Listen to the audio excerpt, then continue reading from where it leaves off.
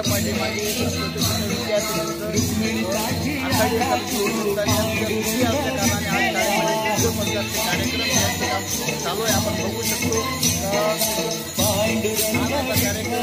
धर्माची परंपरा आणि वारीची परंपरा विद्यार्थ्यांमध्ये रुजावी, त्यांनाही आपली संस्कृती समजावी आणि त्या माध्यमातून एकोपा निर्माण व्हावा. कारण वारी म्हटली की सर्व कोण जात पंथ सगळे विसरून आपण एकत्र आलेलो असतो आणि हा एकतेचा संदेश आहे. ज्ञानेश्वर माऊलींनी जी परंपरा सुरू केली होती ती परंपरा चोखोबा मेळा असेल, तुकोबा राया असतील यांच्या जी आपल्याला पुढे न्यायची आहे त्यांनी